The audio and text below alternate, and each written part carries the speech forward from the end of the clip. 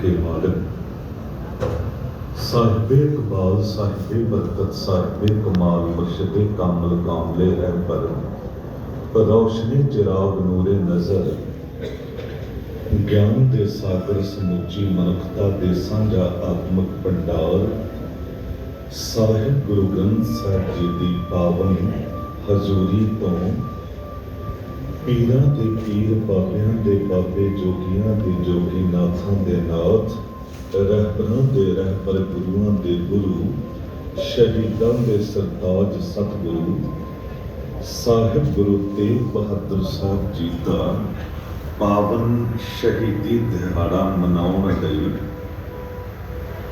उसे पावन शहीदी अस्थान गुरुद्वारा सीसगंज साहिब तो गुरु की कथा सुन रही सन्मान योग साध संगत जीओ, गुरु की बख्शी फतेह बुलाओ। वाहिगुरु जी का खालसा वाहिगुरु जी की फतेह। अक्सर दास बेनती करता हुंदा है कि टैलीविजन के झूठे नाटक फिल्म दियां झूठियां कहानियां ते सानू रुआ दिंदियां ने। वेखदे हां कोई भी बंदा औरत इतना गलतान हो जाते ने कि टीवी के नाटक देख के सच जान के रो रहे होंदे ने। पर अफसोस कि किसी नूं आरे नाल चीड़िया जा रहा होवे, रूह विच वलेट के साड़िया जा रहा होवे, उबलदे पानी च उबाल दिता जा रहा होवे, ये ते बंदा कल्पना ही करे ते रूह कंब जाती है। पर साडी अखां च सुन के भी अथरू नहीं आउंदे, सानू महसूस ही नहीं होता कि ये कुछ वापरिया है। गुरु तेग बहादुर साहब सतगुरु जी का ते इन्हां तीन महान सिखां दा शहीदी साका 20-22 मिनटां च कोई तुहाडे नाल साझा करन दा यतन करांगा। एकाग्रता तुहाडी बहुत मिल रही है। वैसे भी जिथे एडा वड्डा शहीदी साका वापरिया होवे उथे शांति ते सबर चाहिदा है, जो साडे गुरु ने भी विखाया, सिखां ने भी विखाया। गुरु तेग बहादुर साहब जी ने हमेशा ही मन नूं आवाज़ मारी है, तुसी भी आवाज़ मारो मेरे मन परदेसी वे प्यारे, आओ घरे ते एक बारी सारे ही गज के आखो सतनाम श्री वाहिगुरु। एक बारी फिर आखो सतनाम श्री वाहिगुरु। सतगुरु साहब गुरु तेग बहादुर साहब जी कोल किरपा राम की अगवाई हेठ 500 ब्राह्मण जद अनंदपुर साहब पुजदे ने। दुखी विपर सो चल आए पुरी आनंद, बाह साडी पकड़िए हरगोबिंद के नंद। ए गुरु हरगोबिंद साहब जी के पुत्र साडी बाह फड़ो। कोई भी इहो जिहा नहीं नजर आउंदा संसार दे विच जो औरंगजेब वर्गे जालम बादशाह के सामने साडी बाह फड़े। वो जालम बादशाह जो अपने सके माँ बाप नूं पानी तो तरसा के मार दिंदा है, अपने भरा नूं कतल कर दिंदा है, भैणां नूं कतल कर दिंदा है, जींदियां जी बंदियां दी खल उतरवा दिंदा है। कौन टिके उहदे सामने? कोई टिक सकदा? आवाज़ ते ये ही आई जिन्हें उहदे बाप शाहजहां बादशाह नूं 4-4 वारी हराया। गुरु हरगोबिंद साहब जी ने उसे दा पुत्र जिसका नाम तेग बहादुर है वो ही बांह फड़ सकता है। ते असीं चल के आ गए हैं। सतगुरु ने कहा जब पुकार ब्राह्मणों की ते बांह फड़ लई ते साहिब ने कह दिता चित चरण कमल का आसरा, चित चरण कमल संग जोड़ी है, मन लोचा बुराइयां गुर शब्दी एह मन गोड़ी है। बाह जना दी पकड़ी है सिर दीजा बाह ना छोड़ी है। भावें मैनूं सिर क्यों ना देना पवे मैं तुहाडी बाह नहीं छड्डांगा। एक इशारा करना चाहांगा साडे समाज नूं, सिख समाज पंजाबी बरादरी नूं। ਸਾਡੇ ਗੁਰੂ ਨੇ ਬਾਹ ਫੜੀ, ਭਾਵੇਂ ਸਿਰ ਦੇਣਾ ਪਿਆ ਬਾਹ ਨਾ ਛੱਡੀ। ਪਰ ਅੱਜ ਰੋਜ਼ ਡਾਈਵਰਸ ਹੋ ਰਹੇ ਨੇ, ਤਲਾਕ ਹੋ ਰਹੇ ਨੇ, ਛੋਟੀ ਛੋਟੀ ਗੱਲਾਂ ਦੇ ਉੱਤੇ ਪਤੀ ਪਤਨੀ ਦੇ ਵਿੱਚ ਝਗੜੇ ਵਿਦਰੋਹ। ਗੁਰੂ ਗ੍ਰੰਥ ਸਾਹਿਬ ਜੀ ਦੇ ਸਨਮੁਖ ਖੜੇ ਹੋ ਕੇ ਇੱਕ ਦੂਜੇ ਦੀ ਬਾਹ ਫੜੀ, ਲਾਵਾਂ ਲਈਆਂ ਤੇ ਛੋਟੀ ਛੋਟੀ ਗੱਲ ਦੇ ਉੱਤੇ ਬਾਹ ਛੱਡ ਦੇਣੀ। ਪਰ ਸਾਡੇ ਗੁਰੂ ਨੇ ਤੇ ਸੀਸ ਦੇ ਕੇ ਵੀ ਬਾਹ ਨਹੀਂ ਸੀ ਛੱਡੀ। ਗੁਰੂ ਤੇਗ ਬਹਾਦਰ ਸਾਹਿਬ ਜੀ ਨੇ ਕਹਿ ਦਿੱਤਾ, ਤੇਗ ਬਹਾਦਰ ਬੋਲਿਆ ਧਰ ਪਈਐ ਧਰਮ ਨਾ ਛੋਡੀਐ।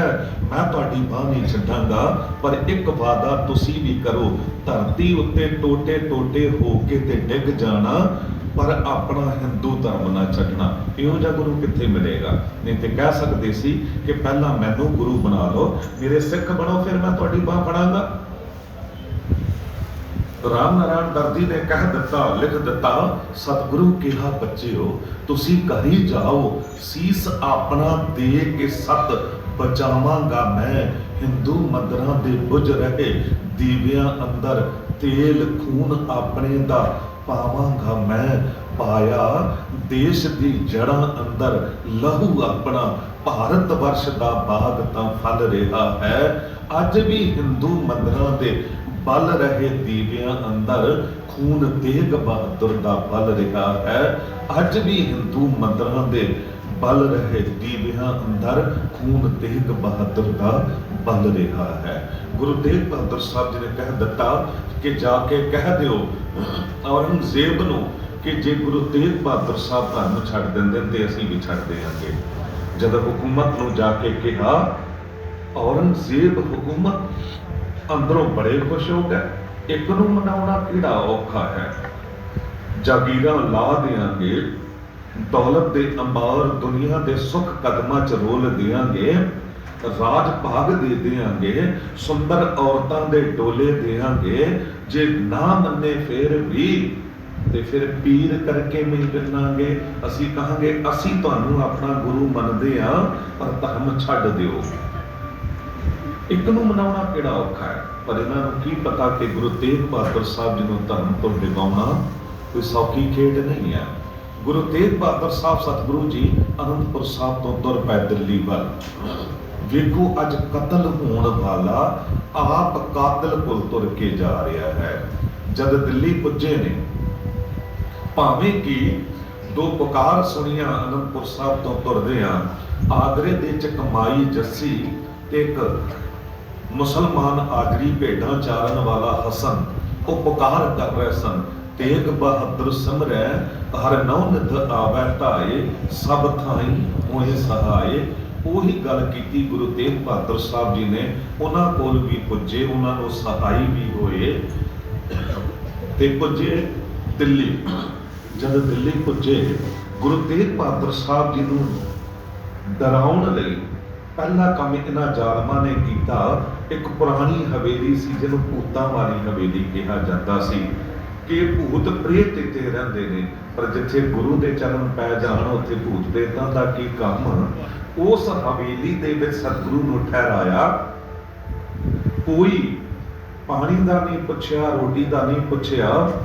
ਜਦ ਇਹੋ ਜਿਹੇ ਹਾਲਾਤ ਵੇਖੇ ਤੇ ਭਾਈ ਮਤੀ ਦਾਸ ਜੀ ਵੀਰ ਰਸ ਵਿੱਚ ਆਏ ਤੇ ਕਿਹਾ, ਸਤਿਗੁਰੂ ਇਹ ਇੰਨੀ ਬੇਅਦਬੀ ਕਰਨ ਦਾ ਯਤਨ ਕਰ ਰਹੇ ਨੇ, ਜੇ ਆਪ ਦਾ ਹੁਕਮ ਹੋਵੇ ਤੇ ਇਹਨਾਂ ਦੀ ਇੱਟ ਨਾਲ ਇੱਟ ਖੜਕਾ ਕੇ ਤਬਾਹ ਕਰਦੇ ਆ। ਗੁਰੂ ਤੇਗ ਬਹਾਦਰ ਸਾਹਿਬ ਜੀ ਨੇ ਕਿਹਾ, ਸੱਜਣਾ ਇੰਨੀ ਬਰਕਤ ਇੰਨੀ ਤਾਕਤ ਹੈ ਤੇਰੇ ਕੋਲ? ਕਹਿੰਦਾ, ਸਤਿਗੁਰੂ ਹਾਂ ਹੈ, ਆਪ ਜੀ ਦੀ ਕਿਰਪਾ ਨਾਲ। ਮਿਲੀ ਕਿੱਥੋਂ ਹੈ? ਤੁਹਾਡੇ ਚਰਨਾਂ ਦੀ ਸੇਵਾ ਕਰਕੇ। ਤੇ ਕੀ ਸੋਚਦਾ ਉਸ ਗੁਰੂ ਕੋਲ ਕੋਈ ਬਰਕਤ ਨਹੀਂ ਹੋਵੇਗੀ? ਪਰ ਇਸ ਵੇਲੇ ਇਹ ਭਾਣਾ ਮੰਨਣ ਦਾ ਸਮਾਂ ਹੈ। ਪਰ ਮਤੀ ਦਾਸ ਜੀ ਦੇ ਇਹ ਬੋਲ ਜਦ ਸੁਣੇ ਦਰਬਾਨਾਂ ਨੇ, ਉਹ ਘਬਰਾ ਗਏ। ਦੌੜ ਕੇ ਜਾ ਕੇ ਦੱਸਿਆ ਕਾਜ਼ੀ ਨੂੰ, ਕੋਤਵਾਲ ਨੂੰ। ਉਹਨਾਂ ਨੇ ਰਾਤੋਂ ਰਾਤ ਇੱਕ ਲੋਹੇ ਦਾ ਪਿੰਜਰਾ ਤਿਆਰ ਕਰਾਇਆ, ਜਿਹਦੇ ਚ ਉੱਪਰ ਥੱਲੇ ਅੱਗੇ ਪਿੱਛੇ ਤਿੱਖੇ ਸੂਏ ਸਨ। ਉਸ ਦੇ ਵਿੱਚ ਗੁਰੂ ਤੇਗ ਬਹਾਦਰ ਸਾਹਿਬ ਜੀ ਨੂੰ ਕੈਦ ਕਰ ਦਿੱਤਾ ਗਿਆ। ਸਾਹਿਬ ਨਾ ਢੋਲ ਆ ਸਕਦੇ ਨੇ, ਨਾ ਉੱਠ ਸਕਦੇ ਨੇ, ਨਾ ਬੈਠ ਸਕਦੇ ਨੇ। ਜਿੱਧਰ ਵੀ ਹੁੰਦੇ ਨੇ ਉਸੇ ਪਾਸੇ ਤਿੱਖੇ ਸੂਏ ਚੁਭਦੇ ਨੇ। ਪਰ ਸਤਿਗੁਰੂ ਭਾਣੇ ਨੂੰ ਮੰਨ ਕੇ ਆਨੰਦ ਵਿੱਚ ਨੇ। ਸਵੇਰ ਹੋਈ, ਕਾਜ਼ੀ ਕੋਤਵਾਲ ਜਲਾਦ ਆ ਗਏ, ਸਾਹਿਬ ਨੂੰ ਕਹਿੰਦੇ ਨੇ ਕਿ 3 ਸ਼ਰਤਾਂ ਨੇ ਹਕੂਮਤ ਵੱਲੋਂ। ਪਹਿਲੀ ਸ਼ਰਤ, ਧਰਮ ਛੱਡ ਦਿਓ, ਅਸੀਂ ਤੁਹਾਨੂੰ ਸਾਰੇ ਸੁੱਖ ਦੇਵਾਂਗੇ, ਪੀਰ ਕਰਕੇ ਵੀ ਮੰਨਾਂਗੇ, ਪਰ ਜੇ ਧਰਮ ਨਹੀਂ ਛੱਡਦੇ ਤੇ ਕਰਾਮਾਤ ਵਿਖਾਓ, ਤੇ ਜੇ ਕਰਾਮਾਤ ਵੀ ਨਹੀਂ ਵਿਖਾਉਂਦੇ ਤੇ ਸੀਸ ਦੇਣ ਲਈ ਤਿਆਰ ਹੋ ਜਾਓ। ਗੁਰੂ ਤੇਗ ਬਹਾਦਰ ਸਾਹਿਬ ਜੀ ਨੇ ਕਿਹਾ, ਸਾਡੇ ਧਰਮ ਵਿੱਚ ਸਾਨੂੰ ਕੋਈ ਕਮਜ਼ੋਰੀ ਨਜ਼ਰ ਨਹੀਂ ਆਉਂਦੀ, ਇਸ ਕਰਕੇ ਧਰਮ ਅਸੀਂ ਛੱਡਣਾ ਨਹੀਂ ਹੈ। ਤੁਹਾਨੂੰ ਕੋਈ ਨਹੀਂ ਕਹਿੰਦਾ ਧਰਮ ਛੱਡਣ ਲਈ, ਤੁਸੀਂ ਕਿਸੇ ਨੂੰ ਕੀ ਹੱਕ ਰੱਖਦੇ ਹੋ ਕਹਿਣ ਦਾ? ਧਰਮ ਨਹੀਂ ਛੱਡਾਂਗੇ, ਕਰਾਮਾਤ ਹੈ ਕਹਿਰ ਫਕੀਰ ਨਾ ਦੱਸੇ, ਸਾਈਂ ਖੜਾ ਸਿਰ ਉੱਪਰ ਵਸੇ। ਕਰਾਮਾਤ ਅਸੀਂ ਵਿਖਾਵਾਂਗੇ ਨਹੀਂ, ਕਿਉਂਕਿ ਨਾਟਕ ਚੇਟਕ ਕੀਏ ਕੁਕਾਜਾ ਪਰ ਲੋਕਨ ਕਹਿ ਆਵਤ ਲਾਜਾ। ਇਹੀ ਗੱਲ ਤਾਂ ਅੱਗੇ ਚੱਲ ਕੇ ਗੁਰੂ ਗੋਬਿੰਦ ਸਿੰਘ ਸਾਹਿਬ ਜੀ ਨੇ ਕਹੀ ਸੀ।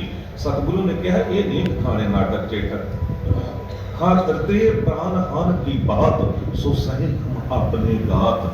ਹਾਂ ਸੀਸ ਦੇਣ ਦੀ ਗੱਲ ਜੋ ਹੈ ਉਹ ਸਾਨੂੰ ਪ੍ਰਵਾਨ ਹੈ, ਅਸੀਂ ਸੀਸ ਦੇਣ ਨੂੰ ਤਿਆਰ ਹਾਂ। ਜਦ ਇਹ ਗੱਲ ਕਹੀ ਤੇ ਸਾਹਮਣੇ ਵਾਲੇ ਇੱਕਦਮ ਘਬਰਾ ਗਏ, ਵੀ ਤੇ ਇੱਕਦਮ ਸੀਸ ਦੇਣ ਨੂੰ ਤਿਆਰ ਹੋ ਗਏ ਨੇ, ਤੇ ਜੇ ਸੀਸ ਲੈ ਲਿਆ ਤੇ ਫਿਰ ਤੇ ਇਨਕਲਾਬ ਆ ਜਾਵੇਗਾ, ਇੱਕ ਕ੍ਰਾਂਤੀ ਆਵੇਗੀ, ਸਾਰੀ ਸੀਸ ਦੇਣ ਲਈ ਤਿਆਰ ਹੋ ਜਾਣਗੇ, ਕੋਈ ਧਰਮ ਛੱਡੇਗਾ ਹੀ ਨਹੀਂ। ਤੇ ਕਰੀਏ ਕੀ? ਵਾਪਸ ਮੁੜ ਆਏ। ਜਦ ਵਿਚਾਰਾਂ ਕੀਤੀਆਂ, ਵਿੱਚੋਂ ਕਿਸੇ ਨੇ ਕਹਿ ਦਿੱਤਾ ਕਿ ਗੁਰੂ ਨਾਨਕ ਦੇ ਦਰਬਾਰ ਦੀ ਬਾਣੀ ਨੂੰ ਮੈਂ ਪੜ੍ਹਿਆ ਹੈ, ਉੱਥੇ ਲਿਖਿਆ ਮਾਤਾ ਪ੍ਰੀਤ ਕਰੇ ਪੁੱਤ ਖਾਏ, ਮੀਨੇ ਪ੍ਰੀਤ ਭਈ ਜਲ ਨਾਏ, ਸਤਿਗੁਰ ਪ੍ਰੀਤ ਗੁਰਸਿੱਖ ਮੁਖ ਪਾਏ। ਕਹਿੰਦੇ ਗੁਰੂ ਜੋ ਹੈ ਮਾਂ ਵਾਂਗ ਆਪਣੇ ਸਿੱਖ ਬੱਚਿਆਂ ਨੂੰ ਪਿਆਰ ਕਰਦਾ ਹੈ, ਤੇ ਮਾਂ ਦਾ ਸੁਭਾਅ ਹੁੰਦਾ ਹੈ ਜਿਤਨੇ ਮਰਜ਼ੀ ਜ਼ੁਲਮ ਹੋ ਜਾਣ, ਕਈ ਵਾਰੀ ਸਭ ਕੁਝ ਬਰਦਾਸ਼ਤ ਕਰ ਜਾਂਦੀ ਹੈ, ਪਰ ਜਦ ਉਹਦੇ ਬੱਚਿਆਂ ਉੱਤੇ ਗੱਲ ਆਉਂਦੀ ਹੈ ਨਾ, ਉਹਦੇ ਬੱਚਿਆਂ ਦੇ ਟੋਟੇ ਟੋਟੇ ਕਰਨ ਦੀ ਗੱਲ ਆਉਂਦੀ ਹੈ, ਤੇ ਮਾਂ ਸਭ ਕੁਝ ਕਰਨ ਨੂੰ ਤਿਆਰ ਹੋ ਜਾਂਦੀ ਹੈ। ਇਉਂ ਕਰੋ, ਗੁਰੂ ਤੇਗ ਬਹਾਦਰ ਸਾਹਿਬ ਜੀ ਦਾ ਪਹਿਲਾ ਸੀਸ ਨਾ ਉਤਾਰੋ, ਉਹਦੇ ਸਿੱਖ ਬੱਚਿਆਂ ਨੂੰ ਉਹਦੇ ਸਾਹਮਣੇ ਟੋਟੇ ਟੋਟੇ ਕਰੋ, ਕੀ ਪਤਾ ਮਾਂ ਗੁਰੂ ਡੋਲ ਜਾਵੇ। ਉਹੀ ਕੁਝ ਕੀਤਾ ਗਿਆ। ਜਲਾਦ ਆ ਗਏ, ਸਿਪਾਹੀ ਆਏ, ਤੇ ਫੱਟਿਆਂ 'ਚ ਭਾਈ ਮਤੀ ਦਾਸ ਜੀ ਨੂੰ ਜਕੜ ਦਿੱਤਾ ਗਿਆ, ਆਰਾ ਲਿਆਇਆ ਗਿਆ, ਤੇ ਕਾਜੀ ਨੇ ਕਿਹਾ ਮਤੀ ਦਾਸ ਵੇਖ, ਇੱਕ ਪਾਸੇ ਤੇਰਾ ਗੁਰੂ ਹੈ, ਦੂਜੇ ਪਾਸੇ ਅਸੀਂ ਆ, ਜੇ ਸਾਡੇ ਵੱਲ ਤੁਰਦਾ ਹੈ ਤੇ ਦੁਨੀਆ ਦੇ ਸੁੱਖ ਤੇਰੇ ਕਦਮਾਂ 'ਚ ਰੁਲਣਗੇ, ਪਰ ਜੇ ਤੁਰਿਆ ਗੁਰੂ ਵੱਲ ਤੇ ਤੈਨੂੰ ਆਰੇ ਨਾਲ ਕਰਾਂਗੇ ਦੋ ਫਾੜ। ਹੁਣ ਚੁਣ ਕੇ ਦੱਸ ਕੀ ਚਾਹੀਦਾ ਹੈ? ਉਸ ਪ੍ਰੇਮ ਦੇ ਖਿਡਾਰੀ ਨੇ ਮੁਸਕਰਾਉਂਦਿਆਂ ਕਿਹਾ ਕਿ ਮੈਨੂੰ ਇਹ ਤੇ ਪਤਾ ਹੀ ਨਹੀਂ ਕਿ ਗੁਰੂ ਦੇ ਪ੍ਰੇਮ ਵਿੱਚ ਭਿੱਜ ਕੇ ਆਰਾ ਚਲਵਾਣ 'ਚ ਦੁੱਖ ਹੈ ਜਾਂ ਸੁੱਖ ਹੈ। ਦੁਨੀਆ ਦੇ ਸੁੱਖ ਤੇ ਮੈਂ ਮਾਣ ਕੇ ਵੇਖੇ ਨੇ, ਇਹਨਾਂ ਦਾ ਮੈਨੂੰ ਪਤਾ ਹੈ, ਪਰ ਇਸ ਗੱਲ ਦਾ ਤੇ ਪਤਾ ਹੀ ਨਹੀਂ, ਤੇ ਚੋਣ ਕਿਸ ਤਰ੍ਹਾਂ ਕਰਾਂ? ਕਾਜੀ ਕਹਿੰਦਾ ਕੀ ਕਰੀਏ? ਭਾਈ ਮਤੀ ਦਾਸ ਜੀ ਕਹਿੰਦੇ ਆਰਾ 2 ਉਂਗਲਾਂ ਚਲਾ ਹੀ ਦਿਓ ਸਿਰ ਉੱਤੇ, ਫਿਰ ਮੈਂ ਦੱਸਾਂਗਾ ਕਿ ਮੈਨੂੰ ਕੀ ਚਾਹੀਦਾ ਹੈ। ਆਰਾ ਰੱਖ ਦਿੱਤਾ ਗਿਆ।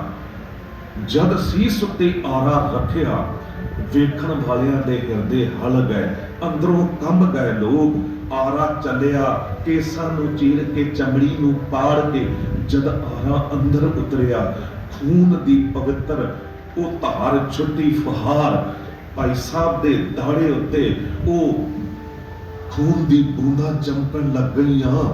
ਵੇਖਣ ਵਾਲਿਆਂ ਦੇ ਹਿਰਦੇ ਹਲ ਗਏ, ਕਈ ਬੇਹੋਸ਼ ਹੋ ਕੇ ਡਿੱਗ ਗਏ।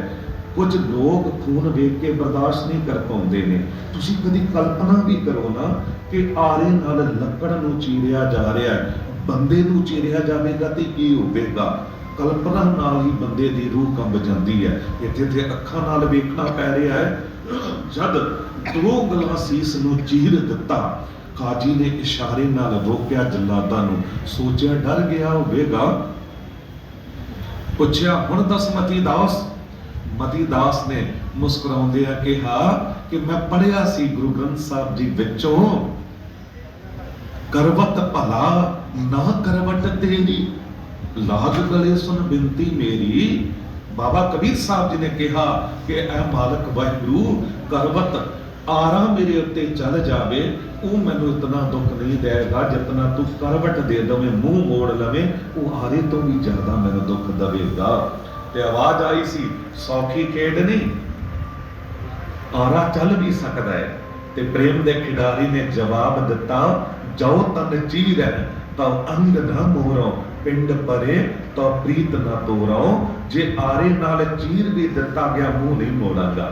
जे शरीर उत्ते आरा चल भी गया, मैं प्रीत नहीं तोड़ांगा। अज मैनू पता लग रहा भाई मती दास जी कहते कि अपने प्यारे वल मूह करके आरा चलवा लैण दे विच जो सुख है वो दुनिया के किसी भी सुख विच नहीं है। पुछया अखीरी इच्छा ते कह दिता जपजी साहब का पाठ करांगा।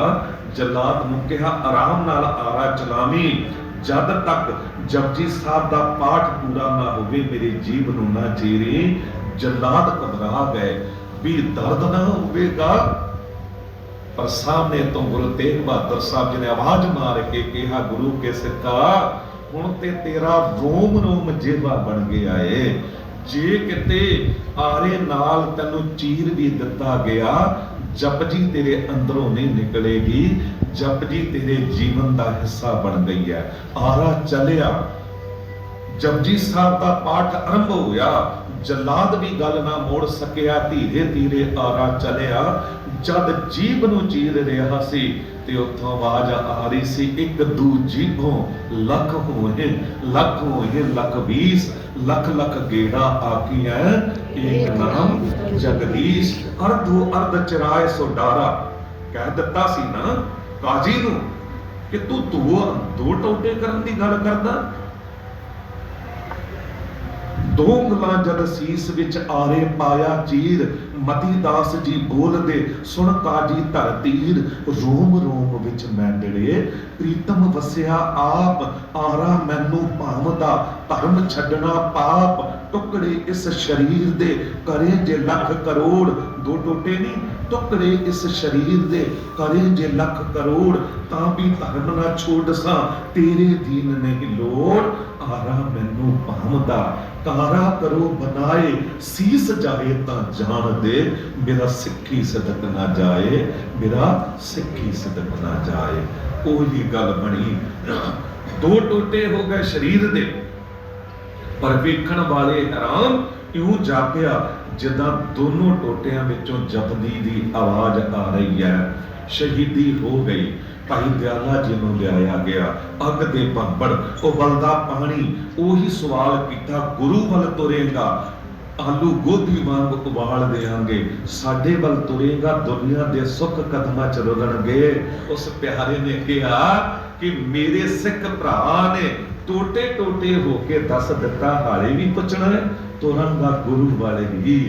अखीरी इच्छा कहा सुखमनी साहब का पाठ करांगा ते तुसी मैनू अंदर उतार देना।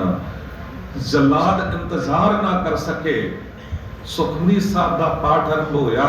गुरु ने आवाज मार के कहा सिखा घबराई ना। ते भाई दयाला जी कहते मन क्यों बैराग करेगा, सतगुर मेरा पूरा, सिर ऊपर ठाडा गुरसूरा, नानक ताकै कारज पूरा।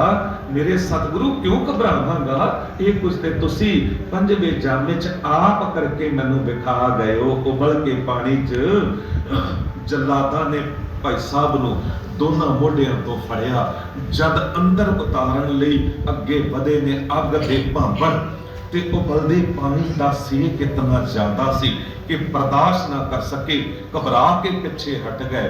पर गुरु का सिख आप तुर के अंदर उतर गया। बस कुछ ही समा बीतिया है, वेखण वालियां दी चीखां निकलियां, कहते सेक ना लग रहा होवेगा, पर वो ते पढ़ रहे सन जय महाभयान तपत बहुकाम, तै हर के नाम की तुम ऊपर छाम, तपत माहे ठांड बरताई, आनंद पया दुख नाटे भाई, कल ताती ठांडा हर नाम। बस कुछ ही समा बीतिया, उबलदे पानी ने भाई साहब जी दे शरीर दी चमड़ी ते मांस नूं वख कर दिता, हड्डियां रह गईयां ते प्रीतम के देश पुज गए। सतीदास जी नूं लियाया गया, रूम विच वलेट के किले कढ के बन दिता गया।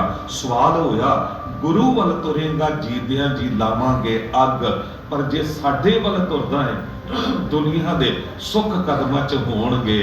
उस प्यारे ने क्या तुरांगा ते गुरु वल ही, अग तो ना डराओ, ये अग तां सानू हमेशा ही परखदी रही है, पर असी सोने वांग होर खिलर के निकलते रहे हैं, खिड़ के निकलते रहे हैं, अग ला दी गई। साध संगत जी कदी कदी सोचदा एक दीवा हुंदा है जिहदे च बत्ती भी हुंदी है, तेल भी हुंदा, ਉਹਨੂੰ ਅੱਗ ਲਾਈ ਜਾਂਦੀ है, एक छोटे जे रूम कमरे ਨੂੰ ਚਾਨਣਾ ਦਿੰਦਾ है। ਅੱਜ भी एक दीवा बलिया, दीवा बन गया गुरु के सिख दा शरीर, जालमा ने वड्डी ਉਹ रूह वलेट ਦਿੱਤੀ, पर अज तेल नहीं बलिया, गुरु के सिख दा खून बलिया है। ते ऐसा दीवा हो नितरिया कि अज मंदिर ते गुरुद्वारियां दे विच उस दीवे दे करके चानना है। उस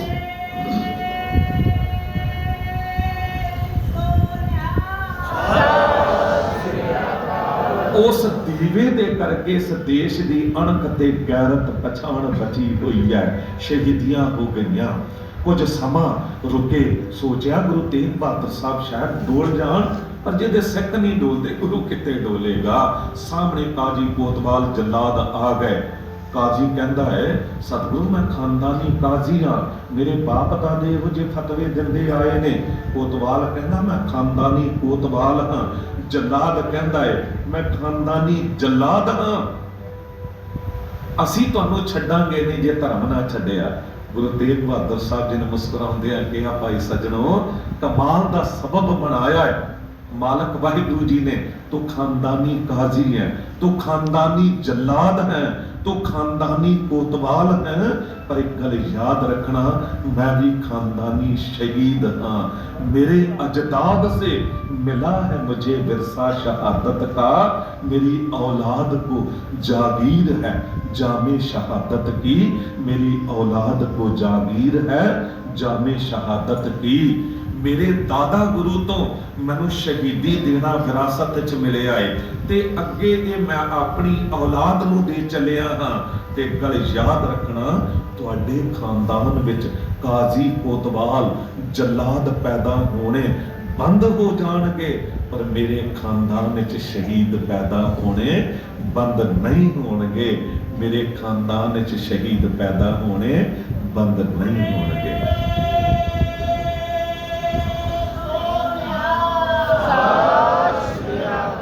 ਉਹੀ ਕੁਝ ਹੋਇਆ ਤੁਸੀਂ ਵੇਖਿਆ। ਫਿਰ ਇਸ ਖਾਨਦਾਨ ਨੇ ਕਿੰਨੀ ਕੁ ਸ਼ਹੀਦੀਆਂ ਦਿੱਤੀਆਂ। ਖੈਰ ਕਿਹਾ ਸੀਸ ਉਤਾਰ ਦੇਾਂਗੇ। ਗੁਰੂ ਤੇਗ ਬਹਾਦਰ ਸਾਹਿਬ ਜੀ ਨੇ ਕਿਹਾ ਤੁਹਾਡੀ ਜ਼ਰੂਰਤ ਨਹੀਂ ਸੀਸ ਉਤਾਰ ਸਕੋ, ਸੀਸ ਤੇ ਅਸੀਂ ਆਪ ਵਾਹਿਗੁਰੂ ਦੇ ਭਾਣੇ 'ਚ ਦੇਣ ਆਏ ਹਾਂ, ਤੇ ਜੇ ਉਹਨੂੰ ਭਾਵੇਗਾ ਤੇ ਸੀਸ ਉਤਰੇਗਾ ਨਹੀਂ, ਸਗੋਂ ਸੀਸ ਕਾਇਮ ਹੋ ਜਾਵੇਗਾ। ਸੀਸ ਉਤਰਿਆ ਕਿੱਥੇ ਹੈ? ਸੀਸ ਤੇ ਇਸ ਸੀਸ ਗੰਜ ਸਾਹਿਬ ਦੇ ਰੂਪ ਵਿੱਚ ਰਹਿੰਦੀ ਦੁਨੀਆ ਤੱਕ ਕਾਇਮ ਹੋ ਗਿਆ ਹੈ। ਲੱਖਾਂ ਸੀਸ 24 ਘੰਟਿਆਂ 'ਚ ਰੋਜ਼ ਸਜਦਾ ਕਰਕੇ ਇਸ ਨੂੰ ਨਿਕਲਦੇ ਨੇ। ਸੀਸ ਗੰਜ ਇੱਕ ਦਿਨ ਸੋਚ ਰਿਹਾ ਸੀ, ਹੁਣ ਤੇ ਕਈ ਵਾਰੀ ਬੋਲਿਆ ਹਰ ਜਗ੍ਹਾ ਤੋਂ, ਕਿ ਸੀਸ ਗੰਜ ਦਾ ਅਰਥ ਕੀ ਹੈ, ਤੇ ਸਮਝ ਆਇਆ ਕਾरून ਬਾਦਸ਼ਾਹ ਨੇ 40 ਗੰਜ ਦੌਲਤ ਇਕੱਠੀ ਕੀਤੀ ਸੀ, ਮਤਲਬ 40 ਖਜ਼ਾਨੇ ਭਰੇ ਸਨ। ਗੰਜ ਦਾ ਅਰਥ ਹੈ ਖਜ਼ਾਨਾ। ਗੁਰੂ ਤੇਗ ਬਹਾਦਰ ਸਾਹਿਬ ਜੀ ਨੇ ਕਿਹਾ ਤੁਸੀਂ ਸੀਸ ਉਤਾਰ ਦੇਣਾ ਚਾਹੁੰਦੇ ਹੋ, ਮੈਂ ਸੀਸ ਦੇ ਕੇ ਤੇ ਸੀਸ ਦਾ ਖਜ਼ਾਨਾ ਭਰ ਚਲਿਆ। ਤੇ ਯਾਦ ਰੱਖਣਾ ਜਦ ਵੀ ਦੇਸ਼ ਕੌਮ ਤੇ ਕੋਈ ਔਕੜ ਆਵੇਗੀ, ਮਰਜੀਵੜੇ ਸਿਰਾਂ ਉੱਤੇ ਖਫਨ ਬੰਨ ਕੇ ਤੇ ਸੀਸ ਤਲੀ ਤੇ ਧਰ ਕੇ ਤਿਆਰ ਬਰ ਤਿਆਰ ਰਹਿਣਗੇ ਸੀਸ ਦੇਣ ਲਈ। ਪਰ ਸੀਸ ਦਾ ਖਜ਼ਾਨਾ ਇਹ ਮੁੱਕੇਗਾ ਨਹੀਂ। ਇਉਂ ਇਹ ਖਜ਼ਾਨਾ ਭਰ ਦਿੱਤਾ ਗੁਰੂ ਤੇਗ ਬਹਾਦਰ ਸਾਹਿਬ ਜੀ ਨੇ। ਤੇ ਦੇਖੋ ਗੁਰੂ ਤੇਗ ਬਹਾਦਰ ਸਾਹਿਬ ਜੀ ਦੀ ਬਰਕਤ, ਜਿਸ ਲਾਲ ਕਿਲੇ ਤੋਂ ਫਰਮਾਨ ਜਾਰੀ ਹੋਇਆ ਸੀ ਗੁਰੂ ਤੇਗ ਬਹਾਦਰ ਸਾਹਿਬ ਜੀ ਦਾ ਸੀਸ ਉਤਾਰ ਦੇਣ ਦਾ, ਗੁਰੂ ਤੇਗ ਬਹਾਦਰ ਸਾਹਿਬ ਜੀ ਦਾ 400 ਸਾਲਾ ਪ੍ਰਕਾਸ਼ ਗੁਰਪੁਰਬ ਉਸੇ ਲਾਲ ਕਿਲੇ ਔਰੰਗਜ਼ੇਬ ਦੀ ਹਿੱਕ ਉੱਤੇ ਪੈਰ ਧਰ ਕੇ ਮਨਾਇਆ ਗਿਆ। ਤੇ ਗੁਰੂ ਤੇਗ ਬਹਾਦਰ ਸਾਹਿਬ ਜੀ ਨੇ ਦੁਨੀਆ ਨੂੰ ਇੱਕ ਨਜ਼ਾਰਾ ਵਿਖਾ ਦਿੱਤਾ, ਸੰਦੇਸ਼ ਦੇ ਦਿੱਤਾ ਕਿ ਜੋ ਸੀਸ ਮਾਲਕ ਵਾਹਿਗੁਰੂ ਦੇ ਭਾਣੇ 'ਚ ਉਤਰਦਾ ਹੈ ਉਹ ਉਤਰਦਾ ਨਹੀਂ, ਰਹਿੰਦੀ ਦੁਨੀਆ ਤੱਕ ਕਾਇਮ ਹੋ ਜਾਂਦਾ ਹੈ। ਉਹ ਦੇਸ਼ ਦੀ ਅਣਖ ਗੈਰਤ ਤੇ ਪਛਾਣ ਬਣ ਜਾਂਦਾ ਹੈ। ਉਹ ਸਰਹੰਦ ਮੇਰੇ ਪੋਤਰਿਆਂ दा शहीदी अस्थान इस हिंद दा सिर बन के खड़ा है। ये शीशगंज साहिब इस भारत वर्ष दा शीश बन के खड़ा है। जे ये दो अस्थान ना हुंदे ते इस देश की पछाण मिट जानी सी। अज ये हिंदुस्तान ना कहा जाता, ये किते तुर्कमेनिस्तान, उज़्बेकिस्तान, अफगानिस्तान वर्गा हुंदा। काजी ने पूछया, अखीरी इच्छा गुरु तेग बहादुर साहब जी ने कहा इशनान करना है। ये जो जोड़ा कर तो अंदर तुसी खूह दे दर्शन करते हो, इस खूह साहब के सतगुरु जी ने इशनान किया। ये थड़ा जिथे प्रकाश स्थान है थले, इस थड़े उत्ते सतगुरु जी ने बिठा दिता गया। इत्थे एक बड़ा दरख्त हुंदा सी जिहदा तना जो सामने शीशे च पिया है, ते इत्थे थड़े उत्ते सतगुरु नूं बिठा दिता गया। साहिब ने कहा कि जपजी साहब दा पाठ करांगा, जद समाप्ति होवेगी पाठ दी ते जलाद नूं कहा कि मैं अपने मालक वाहिगुरू जी दे सजदे विच अपना सिर झुकावांगा ते तू अपनी तलवार दा वार कर दवीं। ज्यों-ज्यों जपजी साहब दा पाठ आरंभ होया, हज़ारां दी तादाद विच लोग वेखण वाले सन, जो गुरु नाल प्यार करन वाले सन, पर बादशाह दे सामने बोल नहीं सकते सन। उन्हां दा अंदर भर गया। जपजी साहब ज्यों-ज्यों बाणी अगे वध रही है, लोगों के अंदर कंबदा जा रहा है कि हुण साडे गुरु दा सीस उतरेगा। वही होया। अखीरला श्लोक पढ़िया गया। सतगुरु जी ने सिजदे विच अपना सीस झुकाया ते जल्लाद दी तलवार दा एक भरपूर वार गुरु तेग बहादुर साहब जी दे पवित्र सीस ते होया। ते वो पवित्र शीश धड़ तो अलहदा होके दूर जाके डिगा। वेखण वालियां दे हिरदे हल गए। एक काली बोली हनेरी तुर पई, कुदरत भी जिस तरह करोपी विच आ गई। झक्खर झुल पिया, भगदड़ मच गई, दुनिया दौड़ रही है, हाहाकार मची हुई है। इत्थे एक मरजीवड़ा सिर उत्ते खफन बन के तैयार पर तैयार खड़ा सी। उन्हों पता सी सीस उतरन तो ते नहीं रोक सकदा, पर मेरा सिर भावें लग जावे, गुरु दे सीस दी संभाल जरूर करांगा। उन्हें टोकरे दे विच चादर सजा के रखी सी, एकदम छाल मार के अगे होया, गुरु दे सीस नूं गोद च लिया ते सजाया। ओदे विच धड़ वेखिया ते अंदरों मन करी ना तुरा भी धड़ नूं किस तरह छड्ड जावां, पर धड़ नूं लैके आनंदपुर साहब तक पहुंच नहीं सकदा। अरदास कीती, साहिब धड़ दी संभाल आप ही तुसी कराओगे। तेजी नाल दौड़िया, यमुना दे कंढे कंढे अगे राह ले लिया बागपत दा। बागपत तो दरावड़ी, दरावड़ी तो अंबाले, अंबाले तो चंडीगढ़, चंडीगढ़ तो कीरतपुर साहब तक एक गुरु का सिख राह विच रातां रुकदियां होया कीरतपुर साहब पुजया। गुरु गोबिंद सिंह साहब गोबिंद राय तक खबर पुजी। साहिब 9 साल की उम्र, प्यो संगत जुड़ी बैठी सी, एकदम ही फुर्ती नाल छाल मार के उठे ने। गुरु की संगत ढोलकी शहणे ला लो, बाणी पढ़दियां चलांगे ते सीस दी अगवाई करांगे। जद पुजे ने कदी कदी सोचदा गुरु की संगत किसी मां दा पुत्र शराबी कबाबी कुकर्मी होवे, जिन्हें कदी मां नूं सुख ना दिता होवे, इहो जे जवान पुत्र दी ही जे लोथ सामने आ जावे, मां दी को बाह निकल जांदियां ने, टकरा मार के सिर तोड़ लैंदी है। पर जिहदा पुत्र होवे तेग बहादुर वर्गा, ओ माता नानकी, ओदे दिल उत्ते की बीतदी होवेगी। सीस नजर आवे ते धड़ नजर ही नहीं आवे। कोई पत्नी जिहदा पति शराबी कबाबी कुकर्मी होवे, दुख देण तो अलावा उन्हें कुछ ना कीता होवे, इहो जे पति दी भी जे लाश सामने पई होवे, उस पत्नी दी चीखां तां निकलदियां ने। पर जिहदा पति होवे गुरु तेग बहादुर साहब वर्गा ते ओहदा धड़ नजर ना आवे, सीस होवे, उस पत्नी उत्ते की बीतदी होवे। जे ये महसूस ना करोगे ना ਤੇ ਕਦੀ ਵੀ ਆਪਣੇ ਬੱਚਿਆਂ ਨੂੰ ਸਿੱਖੀ ਨਾਲ ਨਹੀਂ ਜੋੜ ਪਾਓਗੇ।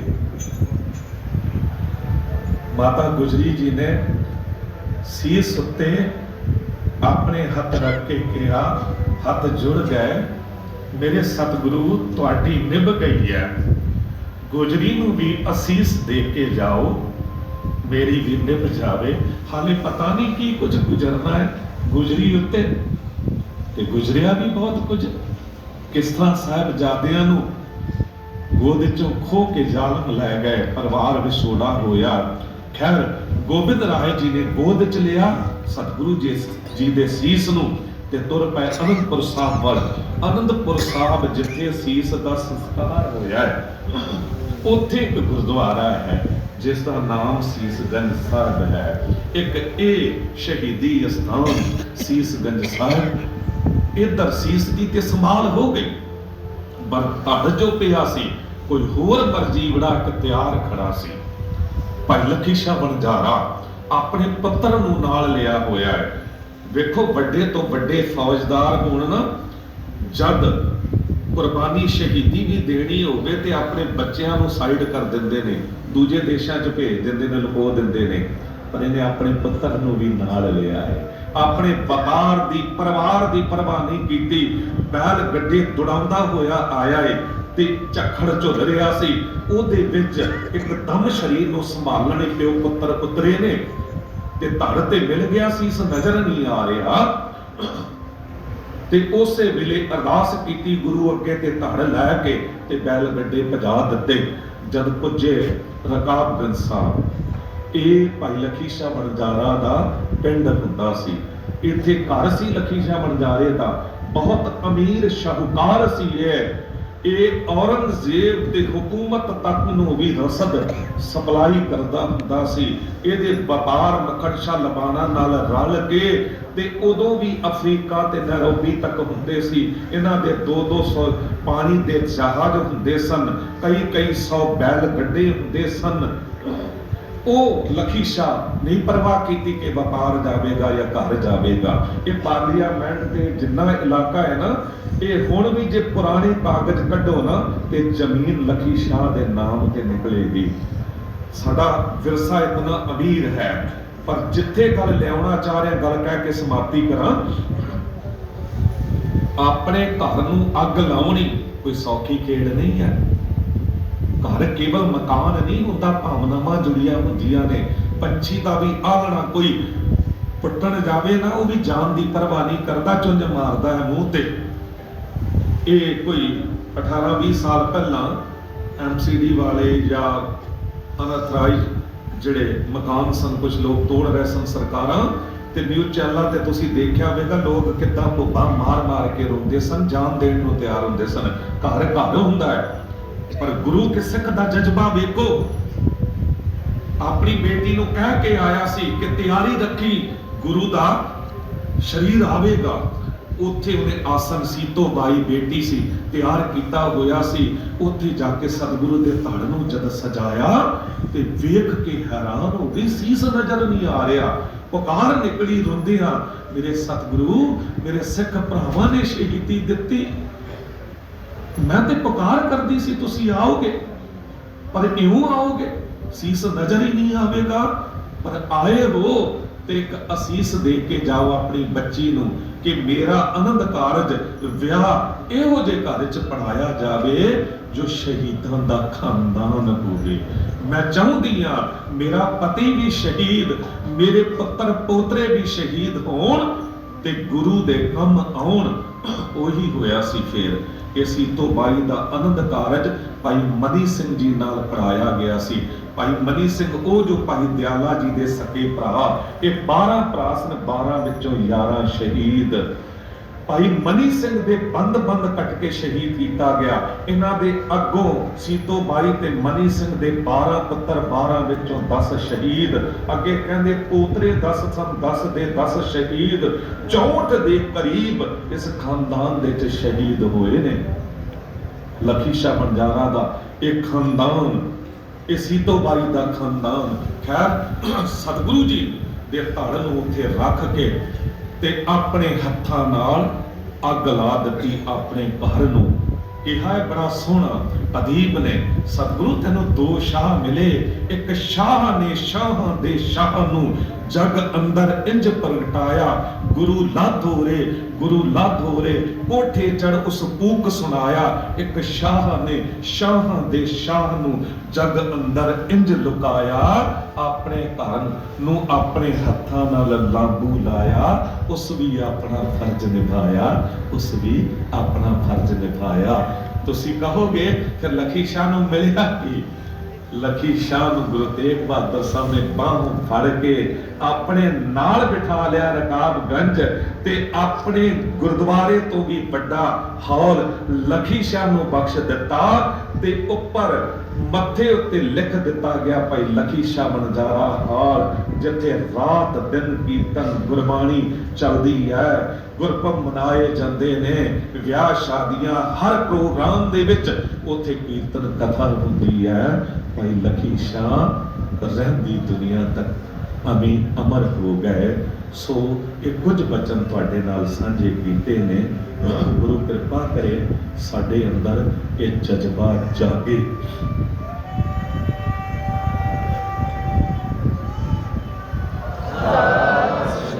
ਸਾਂਝੇ ਤੌਰ ਤੇ ਸਭ ਲਈ ਅਰਦਾਸ ਹੈ, ਤੇਗ ਬਹਾਦਰ ਸਿਮਰੈ ਤਹ ਨੌ ਆਵੈ ਧਾਏ, ਹੋਏ ਸਹਾਏ। ਬੁਲਾਓ ਫਤਿਹ। ਵਾਹਿਗੁਰੂ ਜੀ।